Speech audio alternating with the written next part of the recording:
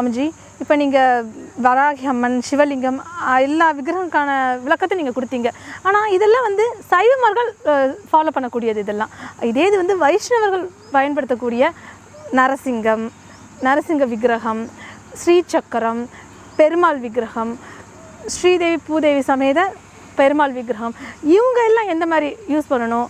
அவங்க கருங்கல் பயன்படுத்தலாமா? எந்த மாதிரி அவங்க உபயோகப்படுத்தணும்? இதுக்கான விளக்கத்தை நீங்கள் கொடுக்கணும் சுவாமிஜி. ஓம் நமச்சிவாயா. மகாதேவா. என்னாருடைய சிவனே போற்றி, எந்நாட்டவர்க்கும் இறைவா போற்றி. அடியனுடைய சீடர் சித்தர் தற்குரு சிவலோகநாயகி சுவாமிகள் கேட்டது போல் இந்த நரசிங்க பெருமாள் விக்கிரகம், ஸ்ரீ சக்கரம் விக்கிரகம், ஸ்ரீ ஆஞ்சநேயர் சுவாமிகளுடைய விக்கிரகம், ஸ்ரீ பெருமாளுடைய விக்கிரகம், ஸ்ரீ மகாலட்சுமி தாயோடைய விக்கிரகத்தை எல்லாம் எப்படி வைத்து வழிபட வேண்டும் என்று அந்த விளக்கத்தையும் தாங்கள் கொடுக்க வேண்டும் என்று கேட்டிருக்கிறார்கள். ஓம் நமச்சிவாயா. என்னாருடைய சிவனையே போற்றி, எந்நாட்டவர்க்கும் இறைவா போற்றி. இந்த கருங்காலினுடைய சம்பந்தப்பட்ட அனைத்து விஷயங்களும் இந்துக்களாகிய நாம் அனைவரும், சைவர்களும் வைணவர்களும் பரிபூர்ணமாக பயன்படுத்தலாம். இது உலக மக்களுக்காகவே, இது சிவபெருமானால் இது நமக்காக கொடுக்கப்பட்டது. இது மூலிகை இது மரமாக இருந்தாலும் இது மூலிகை வகையிலே ஒரு வகையை சேர்ந்தது. ஆகவே தான் இதை எடுத்து இதற்கு சாப நிவர்த்தி கொடுத்து நமது இடத்திற்கு கொண்டு வந்து இதற்கு சாப நிவர்த்தி கொடுத்து இதை முறையான பூஜை செய்து அதற்கு உயிர் கொடுத்து அதை மக்களுக்காக ஒரு ஆக்கப்பூர்வமான சக்தியாக ஞானிகளும் சன்னியாசிகளும் மகான்களும் இன்னும் பல சிவனடியார்களும் வழங்கி கொண்டிருக்கிறார்கள்.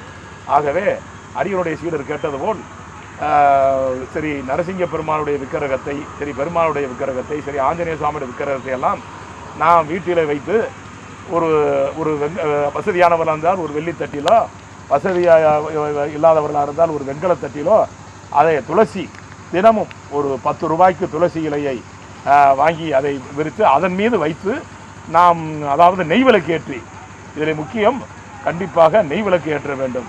அதாவது வெள்ளியிலான விளக்கு ஏற்றலாம், வசதி இல்லாதவர்கள் அகல் விளக்கு ஏற்றலாம். இரண்டுமே நன்மை தரக்கூடியது தான்.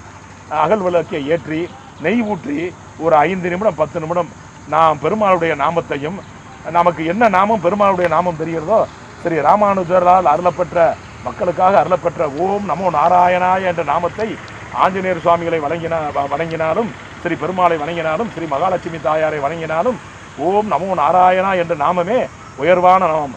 அதற்கு மிஞ்சிய நாமம் இந்த உலகத்திலே பெருமாளுக்கு உயர்ந்த நாமம் அதுவே.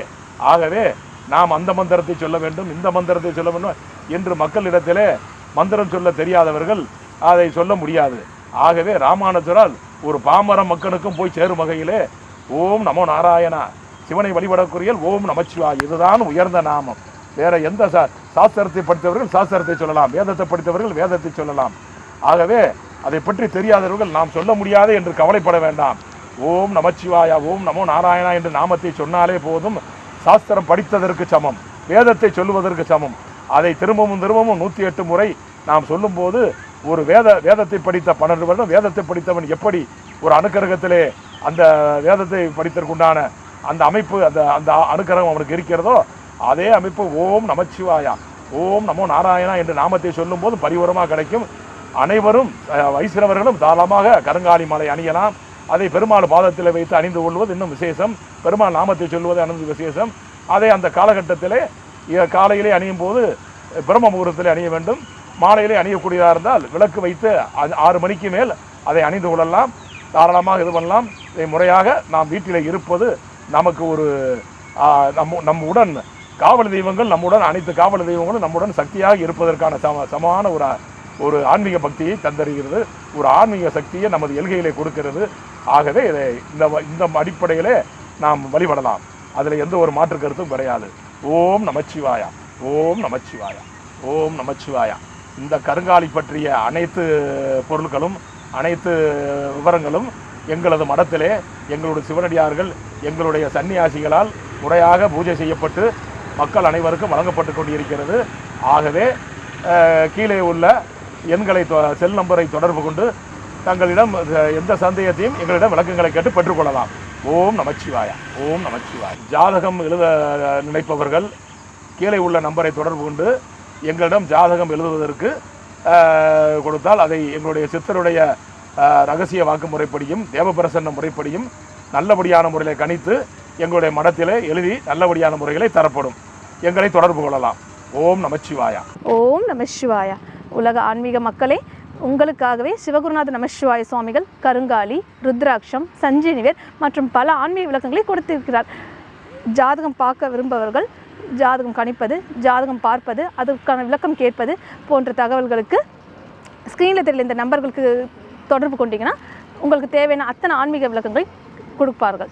அதுபோக மேலும் பல விவரங்களுக்கு யூடியூபில் திருவண்ணாமலை சிவகுருநாத சித்தர் என்ற சேனலில் போய் பார்த்தீங்கன்னா பல ஆன்மீக விளக்கங்களை கேட்டு தெரிஞ்சுக்கலாம் என்பது அடியாளின் பணிவான வேண்டுகோள். ஓம் நம சிவாயா. ஓம் நம சிவாயா. ஓம் நம சிவாயா.